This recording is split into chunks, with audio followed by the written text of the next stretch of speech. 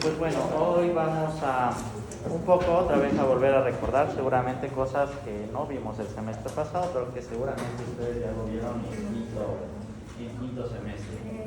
Entonces, volveremos a recordar y diremos algo de los dispositivos intrauterinos vistos en imagen.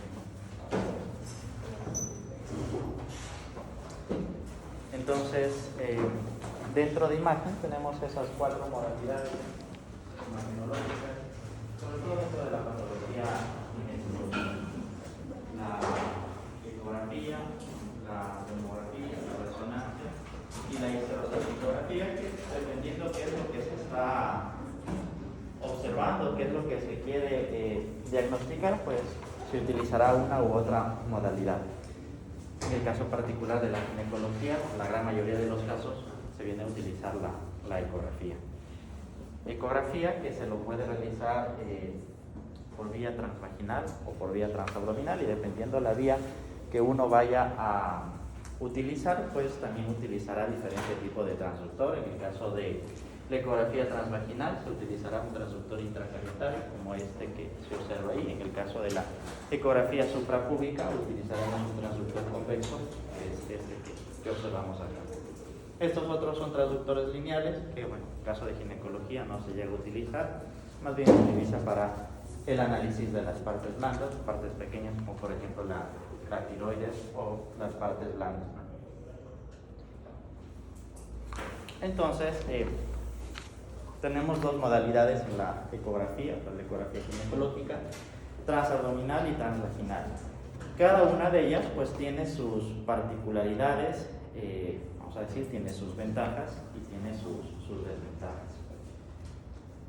En el caso de la ecografía transabdominal, pues la vejiga debe estar llena, debe estar reflexionada, es decir, más o menos 1 hora, 2 horas antes de realizar el estudio, se solicita a la paciente que empiece a tomar agua con la intención de cuando llegue al momento del estudio, pues la vejiga esté más o menos llena, unos 200, unos 300 cc de volumen, que permita visualizar los órganos ginecológicos. En el caso de la ecografía transvaginal, pues es todo lo contrario: la vejiga deberá estar completamente vacía, y lo que se hace pues es, en el momento antes de realizar el estudio, mandarle a orinar a la paciente para que la vejiga esté vacía y no haya ninguna molestia y no haya ninguna dificultad a la hora de visualizar los órganos ginecológicos. ¿Cuál es la diferencia? Más de eso, más de la preparación, ya la diferencia en sí entre las 2 ecografías es que la ecografía transvaginal es la que mejor resolución anatómica nos da. El contacto entre el transductor intracavitario y los órganos ginecológicos pues suele ser más estrecho, y esto permite que haya una mejor resolución anatómica si lo comparamos con la ecografía transabdominal. El problema de la ecografía transvaginal es que tiene un campo de visión limitado en comparación a la transabdominal. La transabdominal tiene un campo de visión mucho más amplio. Al tener un campo de visión limitado, pues va a ser también muy limitante cuando hay lesiones de gran tamaño o inclusive a veces en los ovarios de disposición muy alta, a veces no se logra visualizar de forma correcta por la ecografía transvaginal. Entonces, esas vendrían a ser las limitaciones de la transvaginal. En cambio, la ecografía transabdominal pues tiene una menor resolución anatómica de los órganos ginecológicos. Sin embargo, se prefiere en aquellas mujeres con obesidad, en aquellas mujeres con retroversión, con útero en retroversión, al tener un campo de visión mucho más amplio en comparación con la ecografía transvaginal. Pues más o menos en un diagrama, ahí se visualiza el transductor intracavitario y más o menos el campo de visión que tiene ese transductor intracavitario. Cuando no existe ninguna patología o esta patología es, vamos a decir, de muy pequeño tamaño, pues visualiza de forma muy adecuada el útero y ambos ovarios. Cuando estos ovarios tienen una disposición alta o muy lateralizada, o cuando tenemos patología con un tamaño muy grande, pues a veces se sale del campo de visión y en la ecografía transvaginal no es suficiente la visualización de estas patologías, que a veces pues es necesario complementar ecografía transvaginal con ecografía transabdominal. Muchas de las veces las dos ecografías se complementan, ¿no? Cuando una no es suficiente, se complementa con la otra ecografía.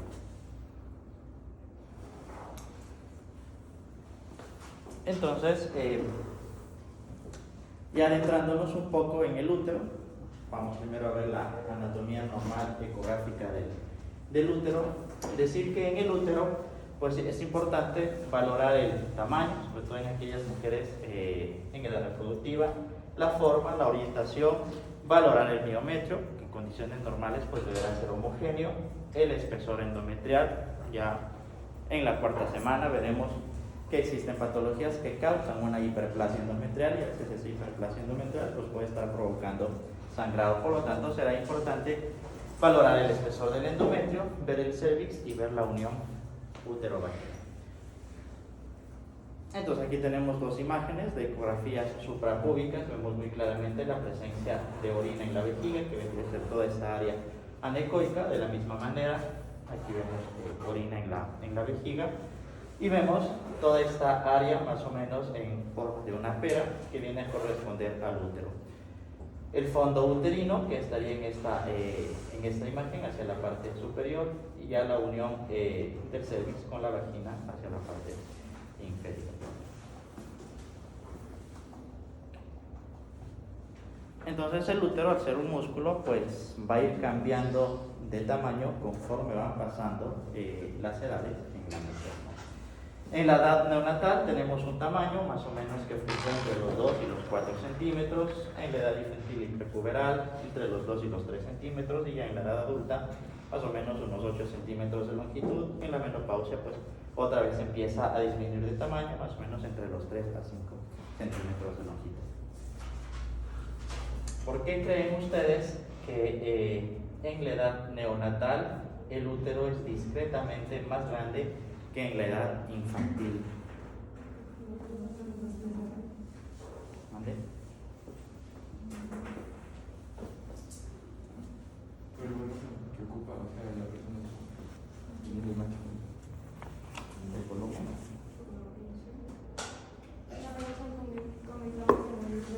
De la niña en este caso.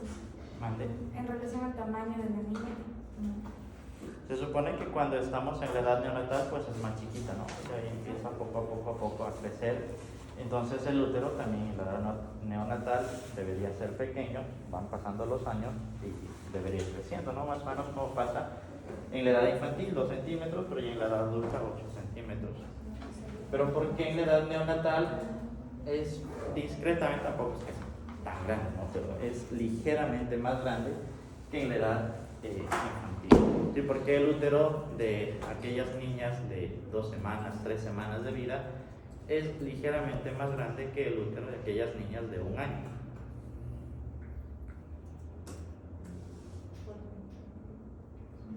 ¿Qué pasa al momento del nacimiento que hace que ese útero sea ligeramente más grande?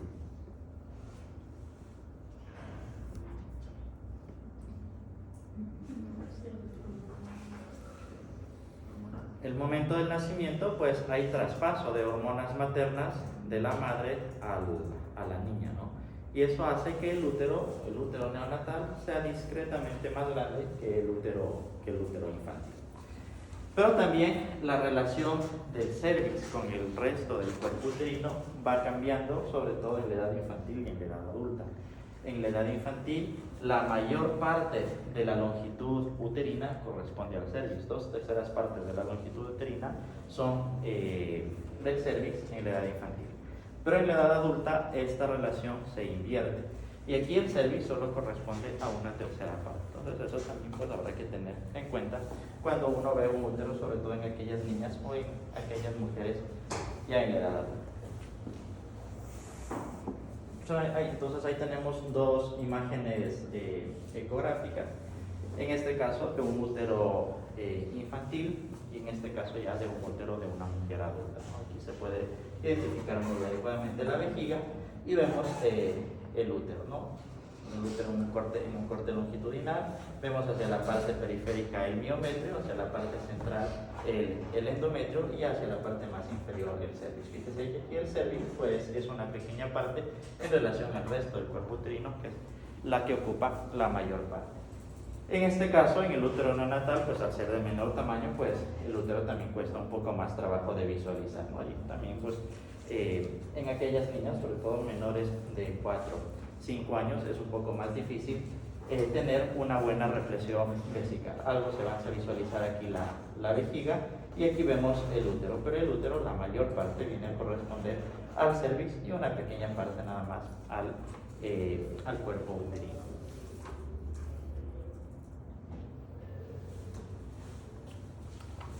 Vamos a comparar estas dos imágenes. Esta es una ecografía suprapúbica, donde si bien es cierto, pues se van a ver muy claramente el útero, mucho más ya en la mujer en edad adulta que en la mujer en edad infantil.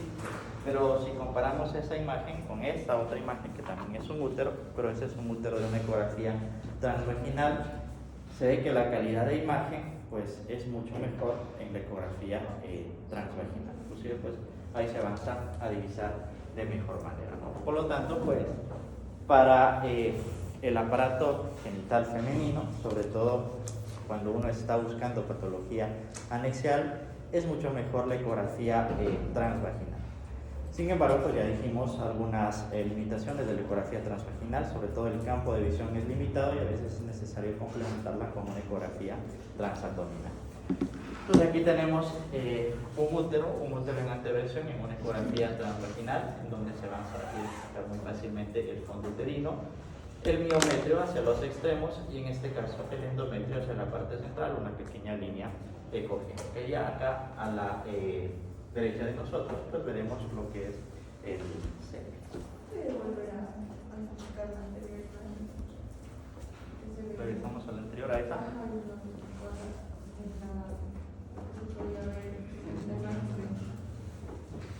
Aquí vemos el fondo uterino, el miometrio igual hacia los extremos. Aquí el endometrio está un poco más grande en relación a la imagen de la ecografía transvaginal, pero esta parte central es el endometrio, el cervix a esta parte, la parte inferior, y aquí algo se avanza a visualizar la vagina.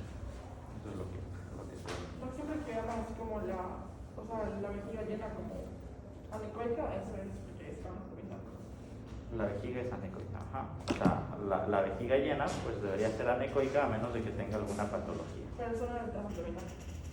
En el transabdominal. En el transvaginal, la vejiga también se va a volver anecoica, pero si hacemos una ecografía transvaginal con la vejiga llena, primero que va a ser muy molestoso para la paciente, ¿no? Que le va a provocar deseos de orinar. Y otra, que la vejiga pues va a desplazar más hacia atrás al útero y también va a costar más trabajo de visualizar el útero. Por eso en la transvaginal se prefiere la vejiga básica. A menos de que estés sospechando alguna patología del suelo de la pelvis, alguna patología a nivel del cuello vesical, en la cual se realiza, pero con muy poca represión vesical. Ok. En la ecografía suprapúbica, pues es muy fácil orientarse. Lo que está hacia la parte superior vendría a ser la región anterior, lo que está hacia la parte inferior, la región posterior. Como ya hemos dicho anteriormente, siempre que nosotros vemos una imagen, pues le estamos viendo de frente, ¿no?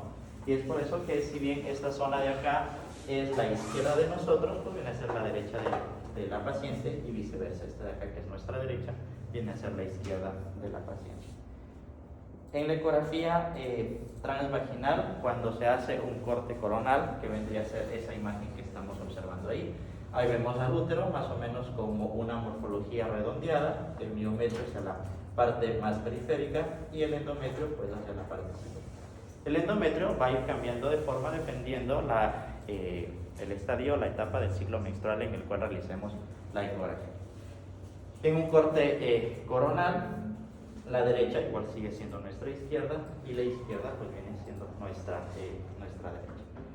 Pero en un corte longitudinal, lo anterior viene a ser lo que está a nuestra izquierda y lo posterior viene a ser lo que está a nuestra derecha. Un poco diferente de lo que pasa en la ecografía suprapúbica, ¿no? Y bueno, lo anterior viene a ser lo que está hacia la parte superior y lo posterior viene a ser lo que está hacia la parte superior y lo anterior o cefálico viene a ser lo que está hacia la parte inferior.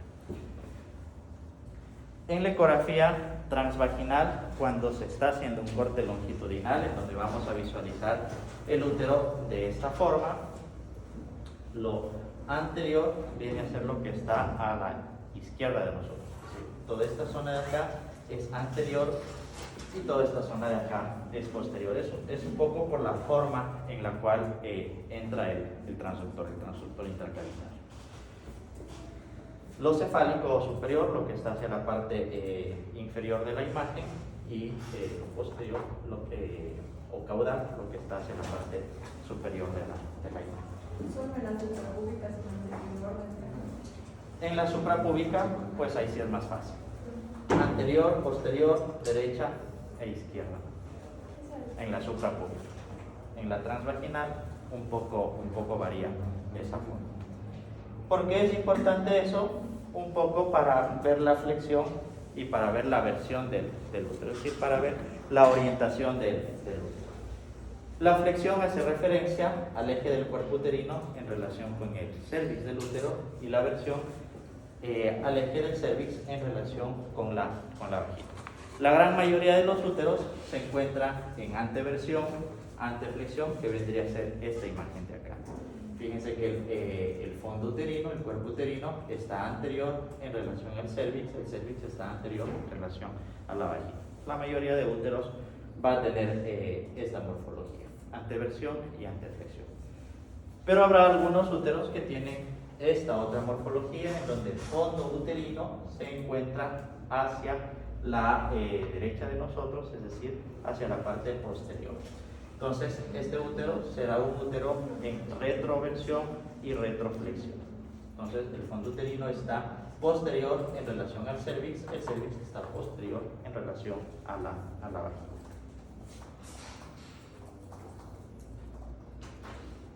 En el miometrio se pueden identificar tres capas cuando uno está realizando una ecografía. Una capa interna, también denominada halo subendometrial, una capa intermedia, que es la más gruesa, y una capa externa, que es delgada, ¿no? Entonces, esas son las tres capas que podemos identificar en el útero, el miometrio. Esta de acá viene a ser la capa más gruesa, la capa intermedia, que si ustedes se fijan bien, entre la capa intermedia y la capa externa, en algunas circunstancias se puede identificar unas estructuras hipoecogénicas, que tendrían que corresponder a estas de acá, que son los vasos arcuatos que están transitando por el espesor miometrial. Entonces, entre la capa intermedia y la capa externa, pues está separada por la presencia de los vasos arcuatos. Y ya muy adyacente hacia el endometrio, pues tenemos la capa interna, o también denominada halo subendometrial. ¿Por qué estás separado? Por los vasos arcuatos. Esta zona de aquí son vasos arcuatos que cuando uno pone el Doppler, pues puede identificar con la visualización del del Doppler color, ¿no?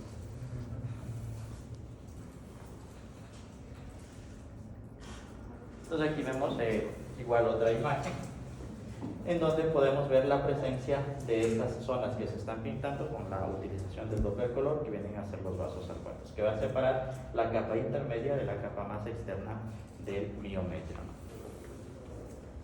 Ya en aquellas mujeres de edad avanzada, 60, 70 años, a veces esos vasos tienden a calcificarse, a tener placas de ateroma calcificado, y claro, se visualizan como áreas hiperecogénicas que, dependiendo del tamaño, pues pudieran provocar una sombra acústica posterior. Entonces, siempre que veamos en aquellas mujeres ya de edad avanzada, 60, 70 años o más, estas áreas hiperecoicas pues vienen a corresponder a placas de ateroma calcificado de los vasos arcuatos, ¿no? Que van a estar separando la capa intermedia de la capa externa del miometrio. ¿Mande?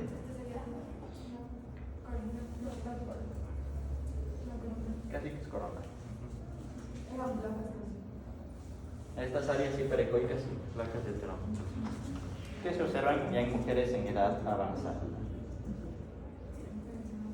El endometrio, pues como habíamos dicho, va cambiando de tamaño, en parte también va cambiando de forma, dependiendo de la etapa del ciclo menstrual en la cual realizamos la ecografía. En la fase menstrual, es decir, en el momento de la menstruación, va a ser una fina línea ecogénica, pequeña línea milimétrica, 1, 2, 3 milímetros. En la fase proliferativa, en donde va a haber un alto flujo estrogénico, el endometrio empieza a engrosarse, pues vamos a tener un engrosamiento hiperecoico que más o menos va a tener un grosor entre 4 a 8 milímetros. En la fase periovulatoria, ya próximos al día 14 del ciclo menstrual, vamos a visualizar el endometrio como una imagen en triple capa, un poco más gruesa, entre los 6 a 10 milímetros. Y en la fase secretora, donde ya hay un alto flujo de progesterona, vamos a tener un engrosamiento hiperecoico de 7 a 14 milímetros, que es el endometrio más grueso que vamos a observar en la mujer, ¿no? Más o menos entre 7 a 14 milímetros. Estos valores habrá que recordar, sobre todo cuando veremos en la cuarta semana la hiperplasia endometrial. Entonces, ahí volveremos a repetir estos valores, sobre todo este valor más grueso de 7 a 14 milímetros. Entonces, esas más o menos son las formas que tiene el endometrio a lo largo del ciclo menstrual.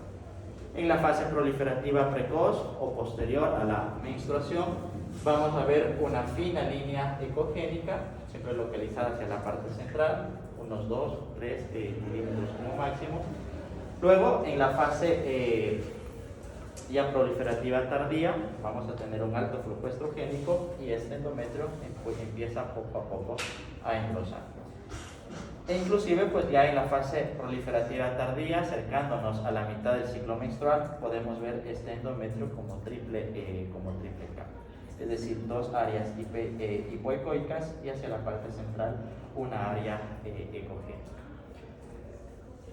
Después, cuando ya estamos en la fase secretora, cuando ya hay un alto flujo de progesterona, estas áreas hipoecogénicas que vienen a corresponder a la capa funcional del endometrio se empiezan a llenar de mocos, se empieza a llenar de glucógeno, que hace que esta zona hipoecoica se vaya transformando a una zona ecogénica, y es por eso que en la fase secretora pues vamos a encontrar un endometrio completamente ecogénico, un grosor más o menos de 7 a 14 milímetros en condiciones normales. Si ya tenemos más de 14, más de 15 milímetros, ya estaremos hablando de una hiperplasia endometrial.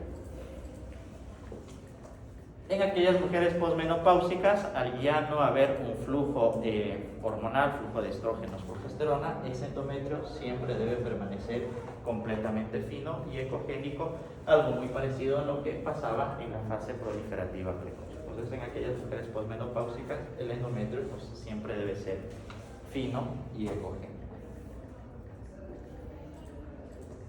Hasta ahí preguntas.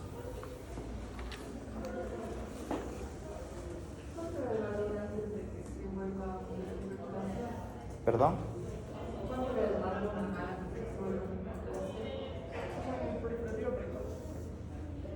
Volveremos a decir eso en la cuarta semana, pero bueno, para adelantarles, para decir hiperplasia depende la edad de la mujer en la cual estemos viendo ese corte. En aquellas mujeres premenopáusicas, aquellas mujeres todavía con ciclos menstruales, se considera hiperplasia mayor de 15 milímetros. En aquellas mujeres posmenopáusicas, donde habíamos dicho que el endometrio ya debe ser completamente fino, ya no tener un flujo hormonal, se considera hiperplasia un grosor del endometrio mayor de 4, mayor de 5 milímetros. ¿Alguna pregunta? ¿No? Continuamos.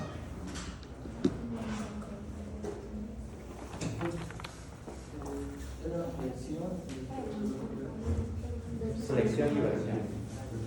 Flexión, la relación del cuerpo con el cervix, flexión. Y versión, la relación del cervix con la vagina.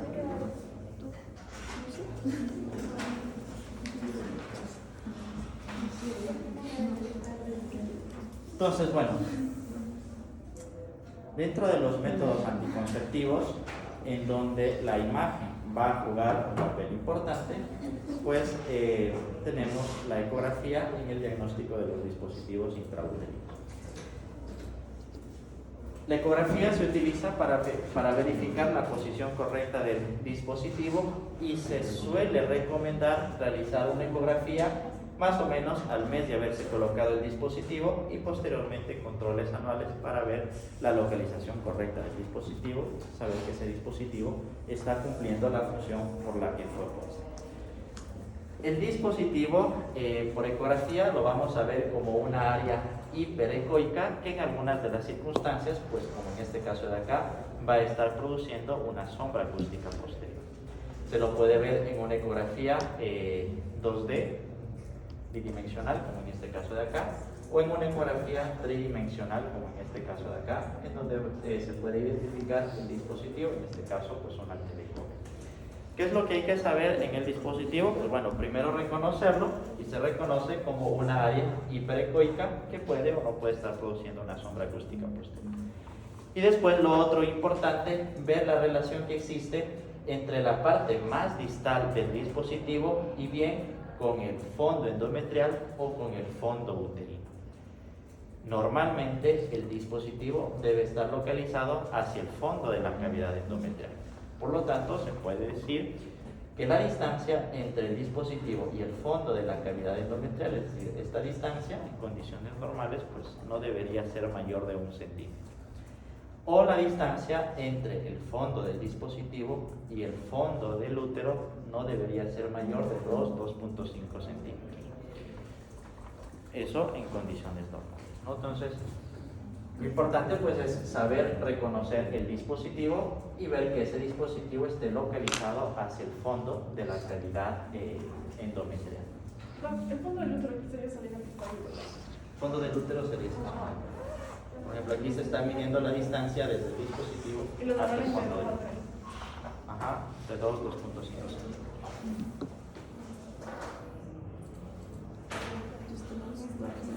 Aquí vemos otras imágenes, ecografías transvaginales, que dependiendo el corte en el que lo hagamos, pues claro, se puede ver el dispositivo como una estructura lineal bien alargada, o en otras circunstancias se puede ver el dispositivo como un pequeño punto hiperecoico.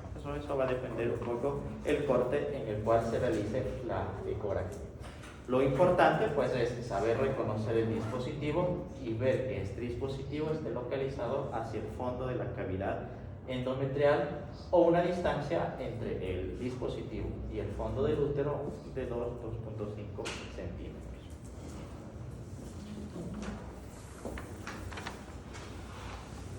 En esta imagen de acá, el útero en qué estará, en anteversión o retroversión, anteflexión o retroflexión. Luisa, Anteversión y anteflexión. Anteversión y anteflexión.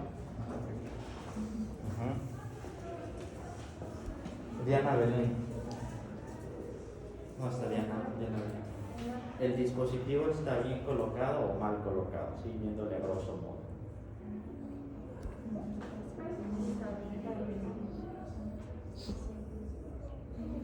¿Sí está bien? Un útero en anteflexión y anteversión con un dispositivo en la cavidad endometrial de una localización correcta, ¿no? Vemos que el extremo del dispositivo está muy próximo hacia el fondo de la cavidad endometrial, ¿no? Uno pudiera medir también pues, esta distancia para estar más seguro, pero a grosso modo pues, se ve que está en el fondo de la cavidad endometrial.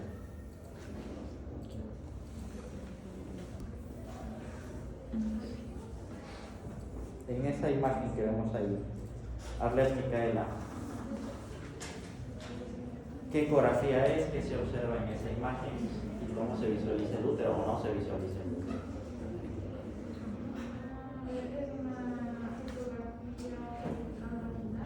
Es una ecografía transvaginal. ¿Cuál es la disposición del útero? ¿Anteflexión o retroflexión? ¿Anteflexión? Retroflexión, ¿no? Fíjense que acá el fondo uterino está hacia la derecha de la imagen. Entonces el fondo uterino está posterior en relación, o el cuerpo está posterior en relación al cérvix y el cérvix está posterior en relación a la vagina. Entonces este es un útero en retroflexión y retroversión. ¿Hay dispositivo o no hay dispositivo? No hay dispositivo. ¿No? Fíjense que aquí en la parte central, en el endometrio, vemos una imagen muy hiperecogénica, ¿no? Muy diferente, por ejemplo, a estas... vamos a ver.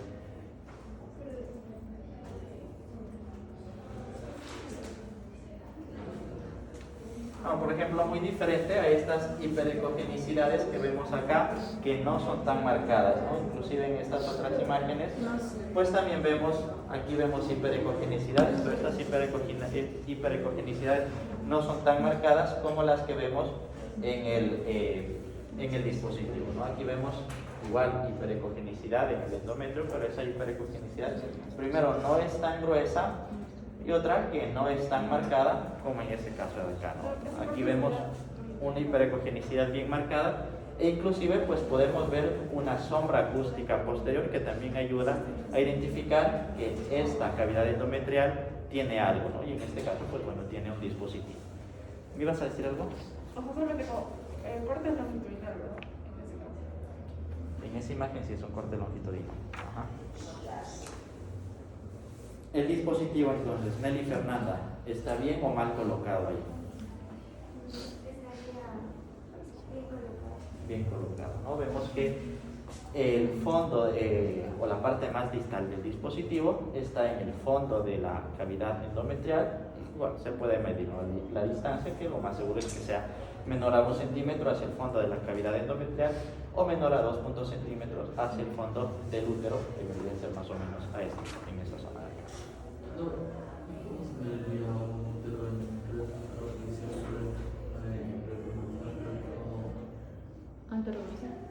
Ese es un útero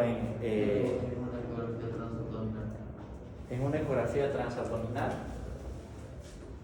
Este es más o menos nuestro campo de visión de la ecografía. En una ecografía transabdominal, pues más o menos vamos a tener la vejiga. No soy tan buen dibujante, esta es la vejiga. El útero anteverso va a tener más o menos esta forma de ahí. Recordemos que en una ecografía suprapúbica esto va a ser anterior y esto va a ser posterior. Entonces esto sería un útero anteverso. Un útero retroverso va a tener la vejiga, pero un útero retroverso va a tener más o menos esa forma de ahí. El fondo del útero va a estar localizado hacia la parte inferior de la imagen.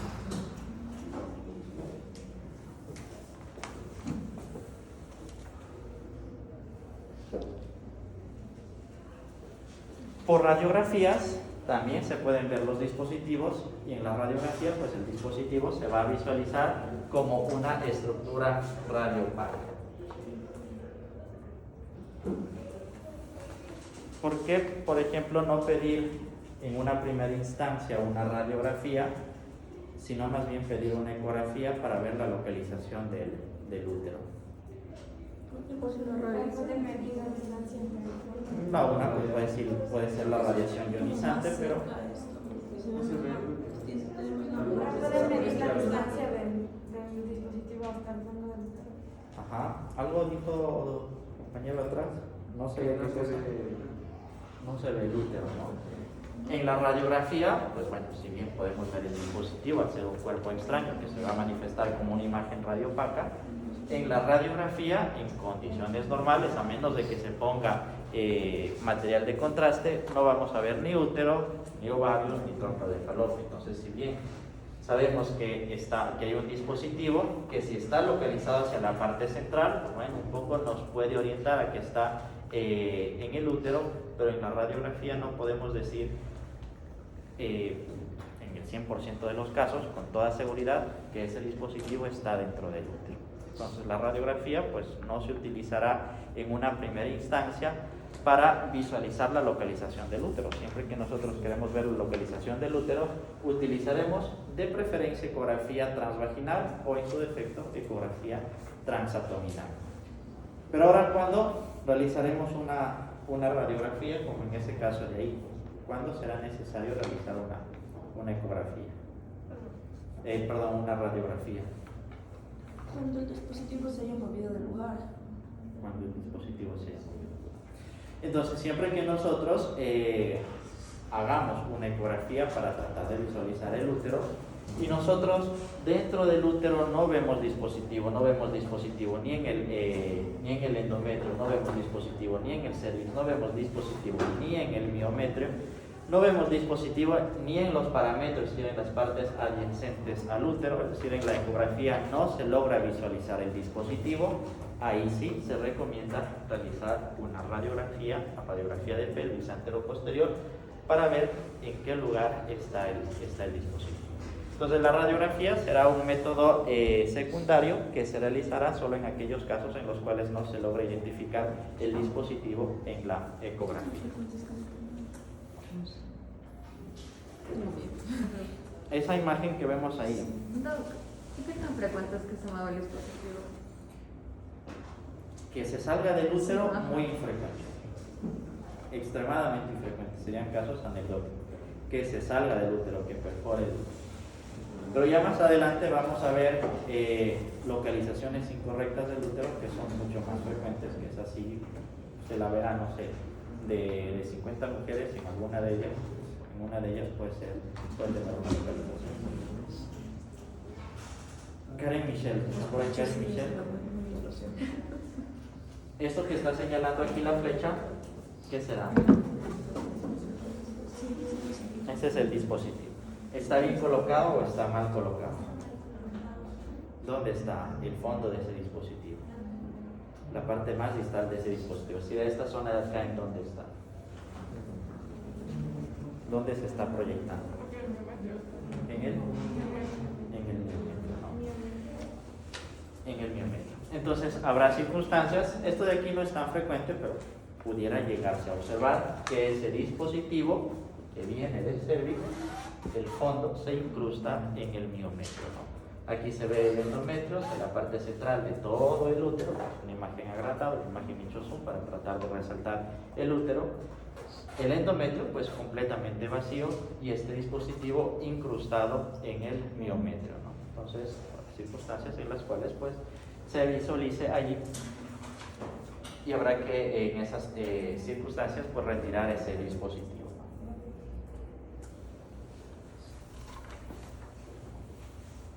Doménica, ¿está por aquí? Doménica Yanina.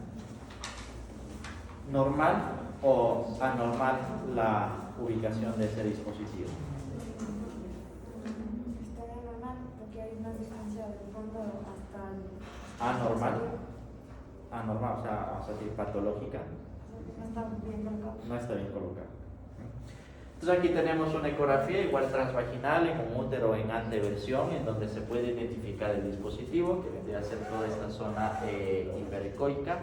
Pero fíjense que este dispositivo está muy lejos del fondo de la del fondo de la cavidad endometrial, mucho más lejos del fondo uterino, ¿no? Entonces, lo más frecuente encontrar en una posición anormal del dispositivo es encontrar esta que observamos aquí. Pero ¿dónde está El miometro es esta zona de acá. Esto de acá y esto de acá es el miometro. Ah, ya. Pensé que estaba en el miometro y por eso no podía llegar. Pero creo que el miometro está más allá de la... El mío. Vamos a ver si me hago un poco más por acá. El miometrio es toda esta zona de acá, toda esta zona periférica. El endometrio es esta zona de acá, inclusive aquí se está midiendo el grosor endometrial, ¿no? Y el dispositivo, que es esta zona de acá, está más o menos a nivel del cervix. La vagina vendría a ser esta zona de acá y esto de acá el cervix, casi en la parte más baja de la cavidad endometrial.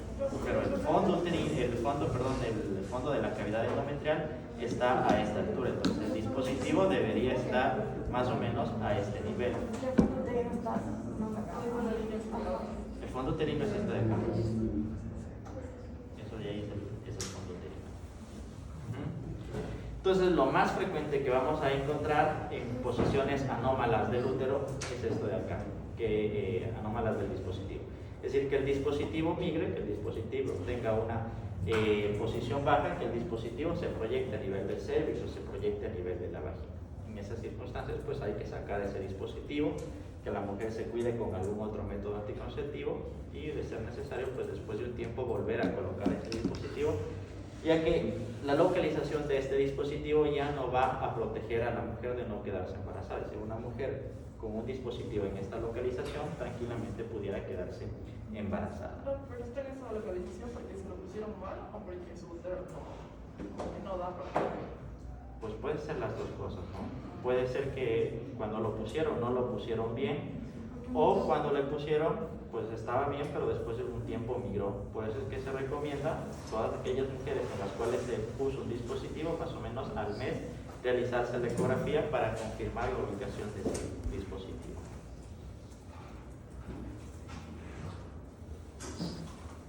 Aquí vemos múltiples imágenes, bidimensionales estas 4 imágenes de acá, tridimensionales estas 2 últimas imágenes de ahí. Sofía Ludmila. Ese dispositivo, esos dispositivos que se ven ahí, ¿en cuál de ellos está correctamente ubicado y en cuál de ellos está incorrectamente ubicado el dispositivo?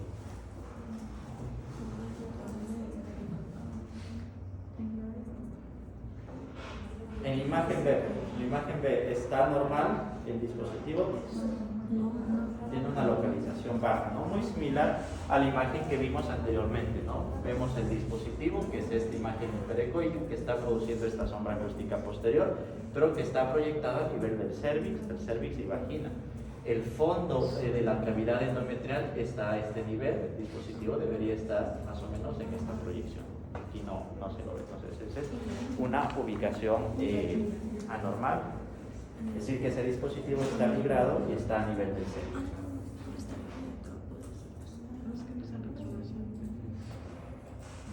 Diana Belén, en la imagen D, ¿está normal o está normal ese dispositivo? O sea, ¿está bien colocado?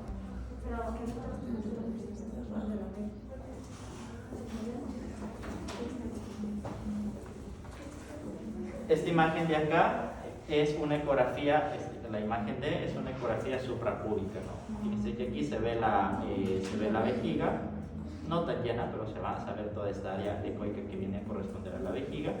Se avanza a ver el útero, sí, se avanza a ver el fondo uterino y el fondo de la cavidad endometrial, que más o menos está a este nivel, y el dispositivo igual está en una localización baja, ¿no? Es decir, está a nivel del cervix, lo que quiere decir que ese dispositivo no está bien ubicado, ¿no? Ese dispositivo prácticamente en todas estas imágenes son imágenes de ubicaciones bajas del dispositivo, ubicaciones en donde el dispositivo no debe estar, ¿no?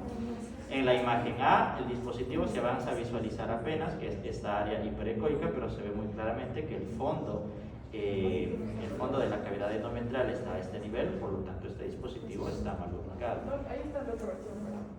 ¿Cuál? ¿En cuál imagen? No. ¿En la A? No, ¿Qué el tal fondo. la otra? Igual, hay que identificar si es una ecografía transabdominal o transvaginal. Un poco por la forma del transductor, ¿no? Fíjense que el transductor de la suprapúbica es más grande, es más ancha, a diferencia del transductor intracavitario de la transvaginal. Este de aquí es un útero en anteversión. Entonces, en la imagen B también vemos el dispositivo en una localización baja. En la imagen D, igual el dispositivo ya casi a nivel de la vagina. Y aquí en estas dos imágenes, que son imágenes tridimensionales, igual también vemos el dispositivo en una localización baja, ¿no? Vemos que el fondo de la cavidad endometrial está a este nivel y el dispositivo está muy bajo. Inclusive aquí las astas del dispositivo se están introduciendo en el espesor del miometro, ¿no? Entonces aquí se puede medir la distancia y muy seguramente esta distancia va a ser mayor al centímetro desde el dispositivo hasta el fondo de la cavidad endometrial. Y aquí en la imagen D, pues muy similar, vemos el dispositivo, una T de cobre, igual, ¿no? Igual que la imagen C, con las astas incrustadas en el miometro.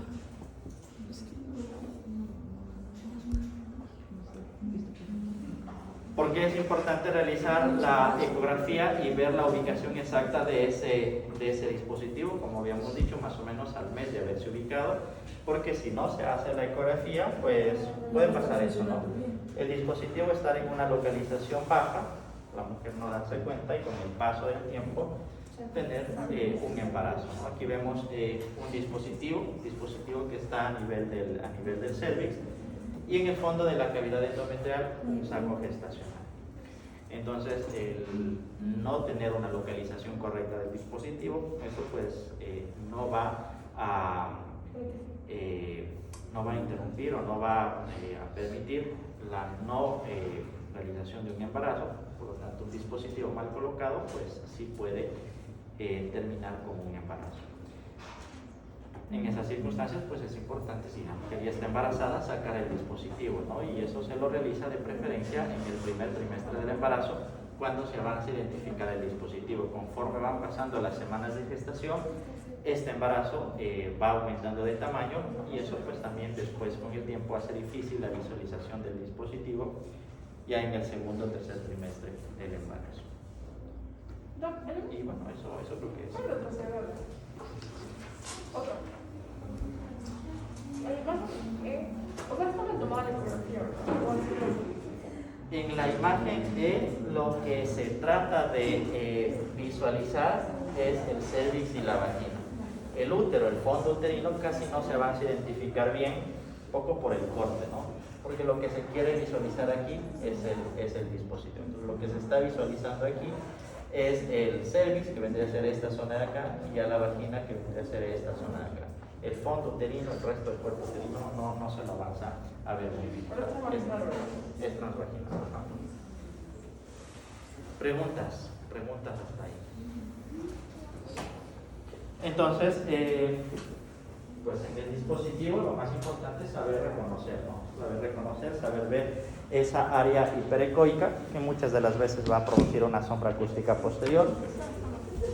Saber que esa ecografía debe realizarse más o menos un mes después de haberse colocado el dispositivo, después de preferencia controles anuales, y saber identificar que este dispositivo, como vemos acá, debe estar localizado hacia el fondo de la cavidad endometrial. Lo más frecuente es que tenga una localización baja, pero en esas circunstancias pues habrá que retirar este dispositivo.